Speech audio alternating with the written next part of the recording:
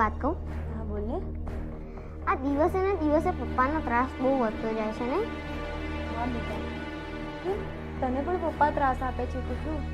અરે હા મમ્મી, પપ્પા મને બહુ ત્રાસ આપે છે યાર. હા તો મમ્મી, પપ્પાને તો કઈ ખબર જ નથી પડતી. જો મમ્મી, અઠવાડિયામાં ખાલી એક જ દિવસ ઓફિસ જતા હોય તો એમનું શું જાય છે, પણ ના, રોજ ઓફિસે ભેગા થવું ને થવું જ. એમના એકલા માટે આટલી બધી મહેનત કરવાની શી જરૂર? બુદ્ધિ જ નથી ને, કઈ ખબર તો પડતી નથી. મમ્મી, આપણે બધા રોજ ગરમ જમવાનું જમીએ ને, એટલા માટે પપ્પા ઠંડુ ટિફિન જમે. તોય અક્કલ જ નથી ને, કા મમ્મી?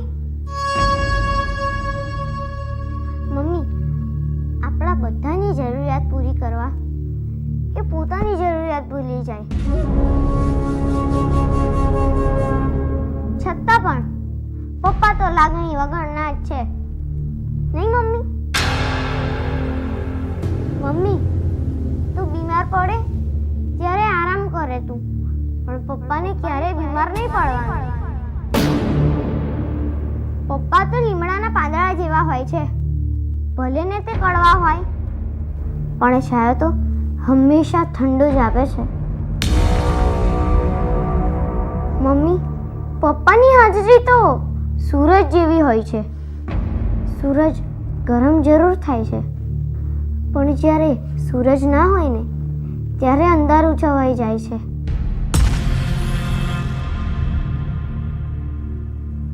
આપણા સપના, શોખ અને આપણી બધી જરૂરિયાતો પૂરી કરવા પપ્પા પોતાની પૂરી જિંદગી ખર્ચી નાખે છે. શું પપ્પા આપણા માટે ખાલી પૈસા બનાવવાનું મશીન જ છે?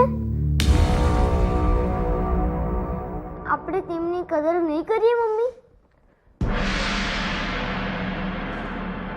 શું પપ્પાનો ફોટો દિવાલ પર લાગી જાય પછી જ આપણે એમની કદર કરીશું?